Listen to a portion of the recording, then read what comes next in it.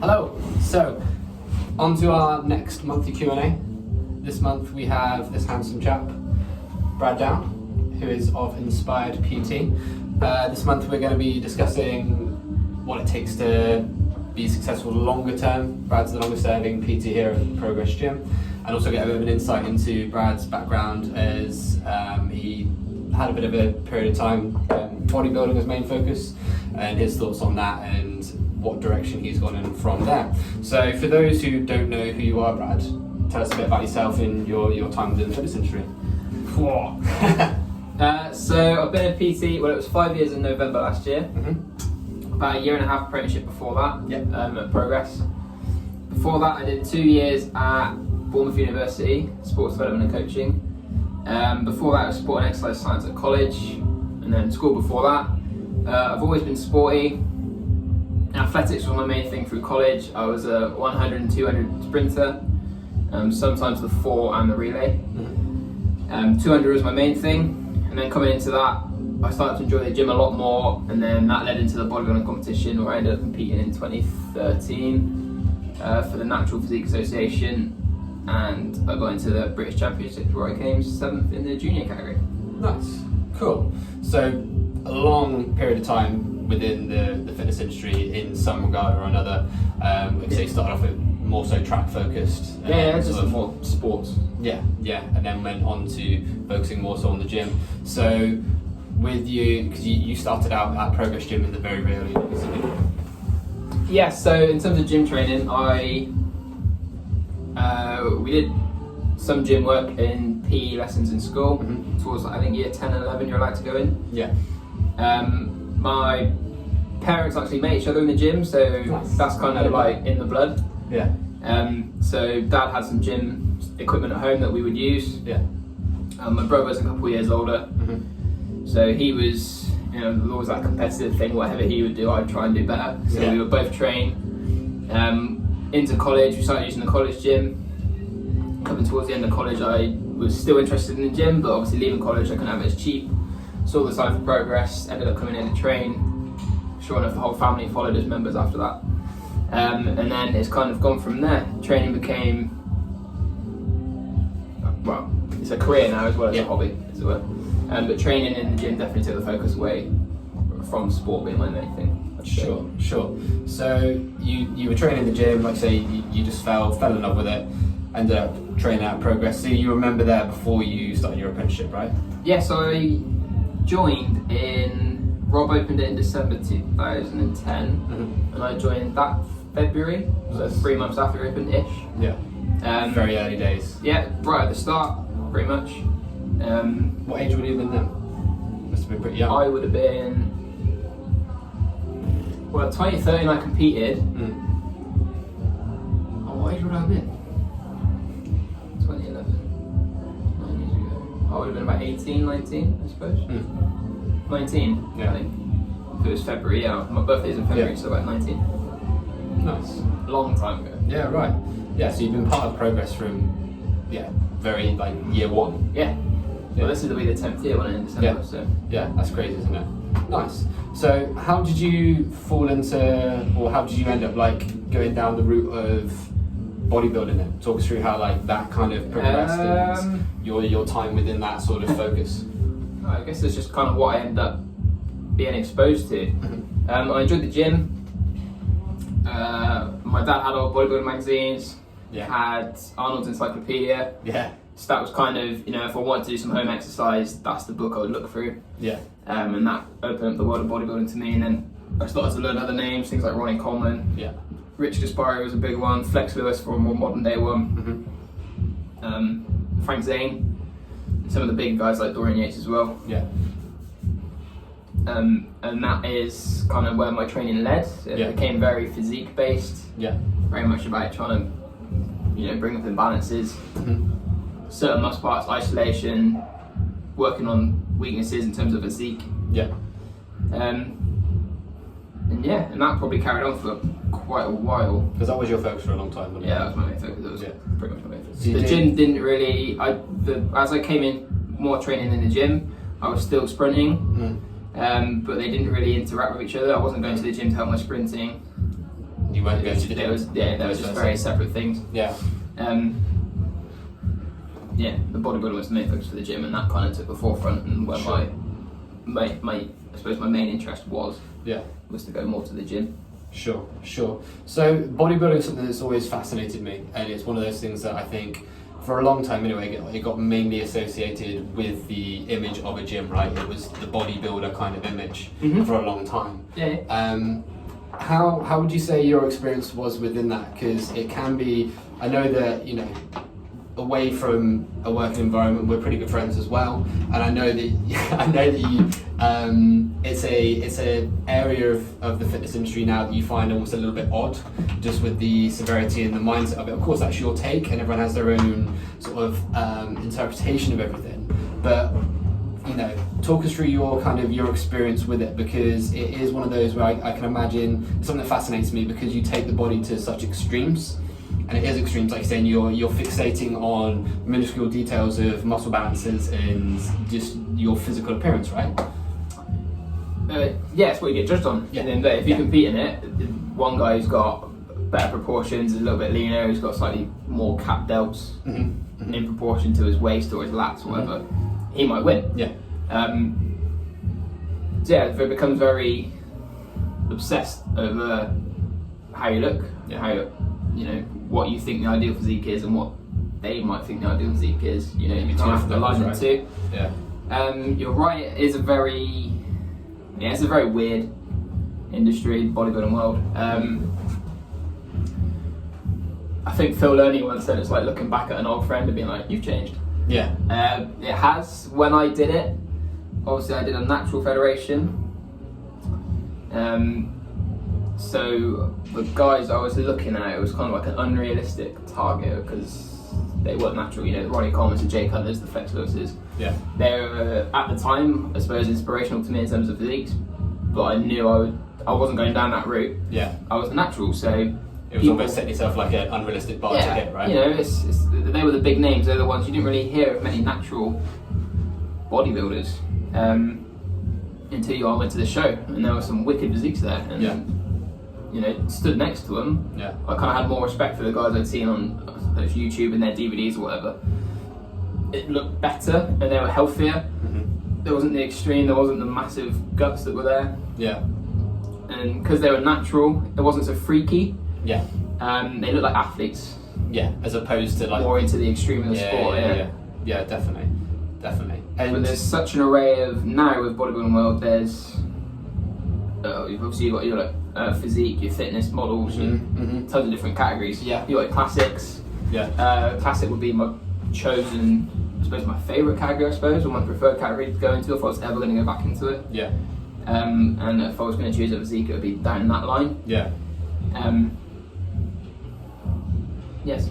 Yeah. So post comp, I mean, I can because like I say, it's not something that I've ever done to an extreme, and it's one of those things that, you know, it's important. Like regardless of what the focus is, when you're doing an extreme with a focus within the fitness industry, it can be ridiculous.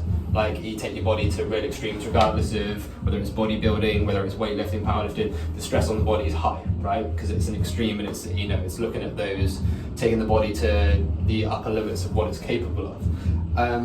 But sort of like post competition, because from what I gather, kind of coming back from that extreme state afterwards can be quite challenging in itself, right? With sort of like how to come back with the extremes you build with your nutrition and everything like that, and because it's not something you're focusing on at all anymore, is it really? You know. So what was there any pinnacle moments that kind of made you think, I don't want to, that this isn't for me anymore, like with the bodybuilding like focus? I would say there was a pinnacle moment. I think becoming a PT had a big say in it. Okay. When I competed, I wasn't a PT. I was still working as a team member. Yeah. As a team member at Progress, so I was on the desk. So in terms of training, I had my own training to focus on, and that was that. Yeah. Becoming a PT, I had a variety of people coming in. You know, I had males, females, young, old. Yeah. General population, they didn't want to train like bodybuilders. Yeah, so you had to, think so about I had to suddenly think outside the box that I kind of thought in for so long. Yeah. And that opened up a world of different training for me, a load of different issues, issues I'd never had, people who've been sat at a desk for 30 years, locked up shoulders, bad lower backs, things I never had to really think about myself, but I had to think about them. And research, and then sure enough, I started looking at other types of training, ways to fix it, and things, especially for me, were less about the way I looked and more about the way I performed. And how good I felt, how healthy I felt. Strong has changed over the years as well. I used to think strong was just, for most people, go squat, bench, deadlift, singular movements. It's becoming more about how long can you hang from a bar from. How many push-ups can you do? Can you hold? Gymnasts, the rings. This is it. I think when it comes to strength, it's a very broad term, isn't it? Depends on what you're looking for, because like you said, strength in a gym environment tends to get earmarked as as you squat, you bench, you deadlift. How much weight can you lift? Yeah, exactly. When there's so much more measures, so much further measures of strength, and some of the strongest people in their area of focus, you wouldn't necessarily look at and think, oh, they look strong. You know what I mean? Because strong presents itself in so many different ways. Cool. So, within the fitness industry, you've been within the industry for a long time, more as a career-wise as well. Like you said, with your apprenticeship, so fully qualified for 5 years. You've done a buttload more and spent a lot of time with other coaches, other areas of focus with courses and everything like that as well. So you've got a wealth of experience and stuff like that. And when I spoke to you about this video the other day, I was saying, it'd be cool to talk about longevity, and you're like, okay, I've only been doing it for 5 years, but within the fitness industry, it is something, I know it's something, again, we've spoken about before, is that it can be a quick turnover for a lot of people, because I think that they may have an idea of it being something that it isn't actually realistically, with it being something that's kind of I'll just go in and I'll get everyone to train the way that I want to train, and exactly. Someone will train. I've trained in the gym for years. I know what I'm doing. You only know what you've done, kind of thing. You've never had to train anybody else. It's different when other people are asking you for help. What you've done, what's worked for you, might not work for anyone else. Exactly. At that point in their life or their training career. A lot of people kind of underestimate what happens. People are not going to want to train the way you want to train, but they might want to train with you because they like you as a person, your personality, they're a friend. That doesn't necessarily mean you have to force them into your style of training. No. If they want to be more barbell strength, you're a bodybuilder. You're going to have to adapt to them. Definitely. Sure enough, they go somewhere else if you're not training the way they want to train, if they're not enjoying their training. Yeah, definitely. And what do you think there's any main kind of things that you need to do to aid with you being someone that's successful on a longer period of time within the fitness industry, either as a coach or anything like that, or is it just being smart? How do you mean? With because you've been successful here for a long period of time. Like I said, in the bigger picture, it's not as long as others, but in context, it is a longer period of time in comparison to how some people get on with it. So, would you say there's any? Of course, it's not going to be a singular thing, but is there anything you put your longevity down to? Never stop learning. Even if I disagree with something, I still learn about it. There's got to be a reason why someone's taken it to the point where they're trying to push it, and that's what they do. Somewhere down the line it might be applicable to someone. It's nice to have it. It's never just brush something aside and be like, that's not what I do, I don't believe in that. Guarantee you'll have someone will come up to you necessarily. For example, I probably will never give someone a keto diet, for example. But someone's going to come in at some point and be like, okay, I've been on this for 4 months now, and I'm like, okay, we're going to have to work off of that.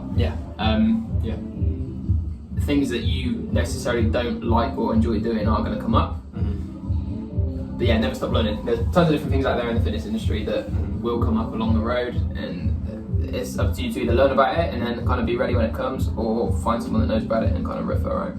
Definitely. I think, and yeah, that is massively important, because one thing that is great about this industry is there's so much to learn, and there's always new and kind of interesting different styles and techniques that are coming out. So I think exposing yourself to as many different things as possible can be like really important, you know. But yeah, it's very easy to become kind of just sort of tunnel vision and just focusing on staying exactly where you are. But you know, it's one of those things, like, this job is not for everyone, you know, and like far from it. You know, there's long days, you know, 12, 14 hour days you'll be spent at the gym. Yeah, it's not for everyone. A lot of people will struggle, Not at all. But I mean, the rewards you can get from it are crazy, right? Oh yeah, I get the same feeling I get from training myself and like accomplishing goals, PB sessions, whatever. Yeah.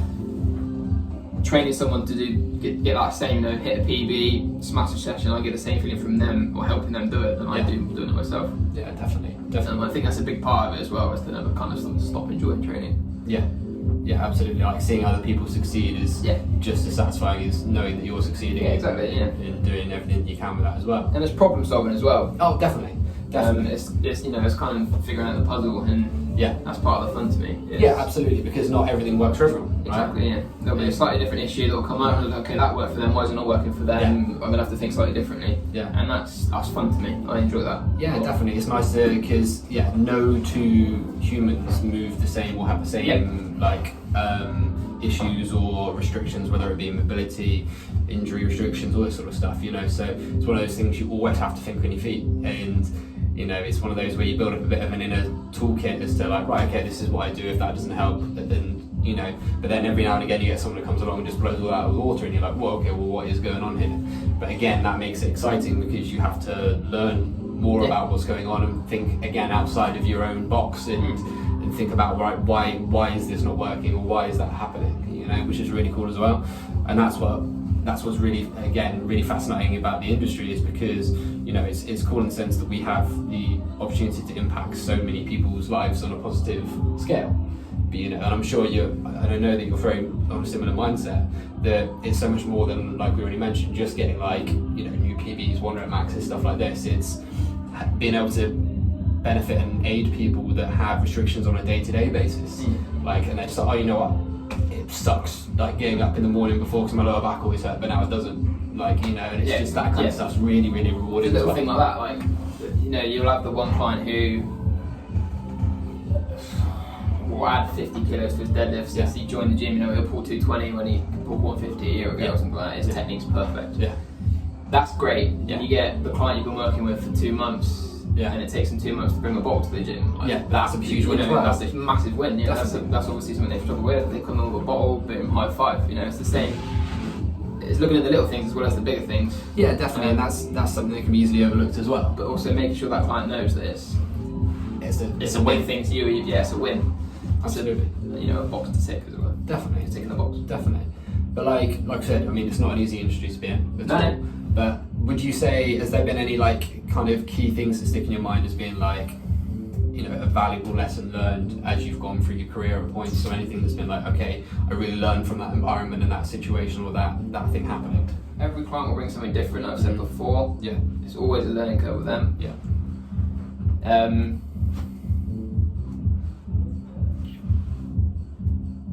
don't know. No, it's cool. It's cool. No, it's just interesting to get each person's take on like things that they've learned and situations they've learned from. But it's one of those things where, like you just said, you're always learning from each individual that you work with in these different circumstances and things that come up on a daily basis. It's like, why is that happening? It's like you're always learning something new and adapting as you go forward, right? Yeah, absolutely. Yeah, you should. Yeah, even if you just had robots coming in, is it where they want the same thing over and over? There's going to be something that needs to be done differently with each of them. And no matter what, the reason my training's expanded, you know, coming from the bodybuilding ground, which you mentioned, there's been some powerlifting stuff in there, there's been some Olympic lifting, there's been kettlebells, we're going into clubs and maces now, there's been bodyweight, there's gymnastic rings. The reason being is I just enjoy training as a collective, and it needs to be the same for everyone. Like, I know there's tons of different modalities. So there's CrossFit, there's powerlifting, there's Olympic weightlifting. Yeah. But all those people do those things because they enjoy training, they enjoy exercise. Yeah. So as a whole, it's the same goal: is to go to the gym, feel good, have a good session, maybe socialize. Yeah. To not be able to, if someone comes to me because they want to train with me, I want them to be able to enjoy the training, so I can put them into the modality of. Yeah, definitely. Because as soon as they've got they want the hook of the enjoyment, it's then a case of okay, cool, they've got it. Like, they want to be here. They want to train. They want to, as soon as you can get that light bulb in, because it's one of those things, and you all have had it countless times as well.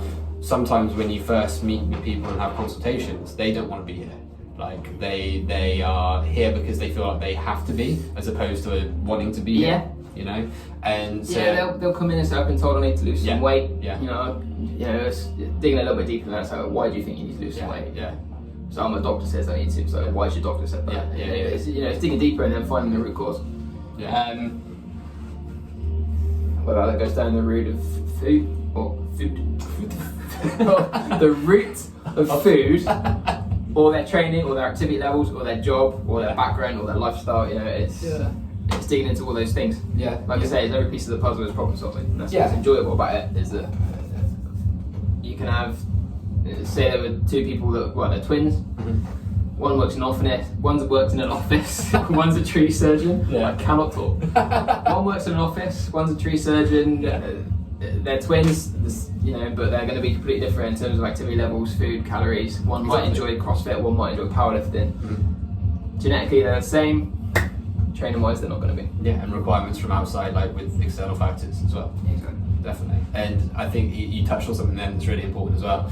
It's super easy to walk into a gym, speak to a trainer, and just be like, I want to lose weight, or I want to be stronger. Yes. But it's so important to get to the root cause of that. It's like, cool, like most people want to be a bit leaner, most people want to be a bit stronger, but like, why do you want that, and what does it mean to you to be that? Yeah. That's really important. And at the end of the day, it's obviously we're there as personal trainers to help, give the advice, give the guidelines, give the help, give the programming. But at the end of the day, it's the client. I can give my client all the tools. It's kind of up to them to act on it. Definitely. This is it. If, for example, a consultation, someone says to me, I could be healthier. I'm like, okay, what does healthier mean? So I could eat healthier. So okay, what do you mean by that? What are you doing that's unhealthy at the minute? So I don't eat much fruit and veg. Okay, so what can we do? And it's, if you're going to set goals, make sure they're realistic to you. I'm going to eat healthy. Okay, so let's start with 2 bits of fruit a day. Definitely. It's one of those things. Carry a bottle of water around when you're in the gym, drink it. People tend to, like, when you get people coming in that are like very, very fresh and new to the idea of like, I want to make an improvement, a lot of the time they'll want to go headfirst into changing everything all at the same time. But then it's a case of like, right, okay, well, instead of trying to make a million one things stick at the same time, let's focus on, like, say, starting small and gradually working up, so you're not overwhelming yourself. And again, you're making it realistic with the changes that you are making. You can maintain them. People will learn. Bodybuilding has a big influence on the fitness industry, I think. It's from my perspective. People will read up and it'll say, you have to eat 5 or 6 meals a day every 3.5 to 4 hours or something like that. Someone will come into a consultation and they'll say, I've read I should eat 5 or 6 meals a day every 3.5 hours. What should I eat of those meals? And I'm like, can you eat that many? And I'm like, I don't know. How many do you eat a minute? I eat 3. So let's start with 3. Just brushing up on the content of the 3. If you instantly try and, it's nearly double the amount of meals. If I instantly give them 5 or 6 meals a day to eat, they're not going to do it. They're going to fail straight away. You need to be realistic and work with what they're already doing. Definitely. And take small steps. Build off that. Don't just completely overhaul your lifestyle and your diet. Exactly. One part will fail, you feel like you failed. Exactly. And then you go into a loop, don't you? You go into a loop. Definitely. Again, I find I see that with the amount of training days that people want to set themselves as well. They'll be like, oh yeah, I want to be, I can train 5 or 6 days a week. It's like, okay, how many days a week you train at the minute? I'm not at all. Okay, well, start off small and work up, you know what I mean? If you set yourself up for failure, you're only going to get frustrated and then be like, oh, I can't do this, why did I bother, sort of thing, That's what you want to avoid, and that's another thing that we're here to kind of aid with as coaches, is like making it something that's manageable. I mean, I personally say to people, like, we want the time here to be something that's seen as enjoyable and something that's there to help and aid you in your health and your fitness, not something that's going to potentially add as a stress, you know what I mean? Because if every week you're thinking, oh shit, I haven't got enough time to get into the gym again, it's just going to be an added stress to your you play, you know? Yeah. Oh, I've missed that session. Yeah. I failed. Oh, something's gonna happen. Yeah, exactly. And then you can end up feeling guilty about it and all that sort of stuff can creep in as well, can't it? Yeah, ask yourself, how many gym sessions can I do a week? Probably 3. Okay, let's start with 2. Yeah. 2 weeks of doing 2 sessions a week, it's a big tick, that's 100%. Yeah, Done. exactly. Okay, let's add in that 3rd session. As a bonus, if you make it, it's not the end of the world if you don't. Definitely. Doing 4 body sessions, you don't miss a body part. Yeah. Okay, now 3 is regular, we'll look at maybe doing 4 upper lower, and then it comes from there. So I've got 5 questions here kind of tailored to Brad. Some gym related, other just random Not gym stuff. related. Yeah, not gym related in any way, shape or form. So we'll start with gym related. Okay, so squat or deadlift? Come on. Squat. Ooh, okay. Marvel or DC? Comic or movies? Movies, Marvel. obviously. Pizza or burger? Pizza. Gym or dogs? Both. No. Can I have a gym dog? Choose one. Oh, dog. Oh, okay. Batman or Iron Man? Batman. Batman. Cool. Sick. Right, Bradley. Bradley. Ooh, Thank you. late. Thank you very much.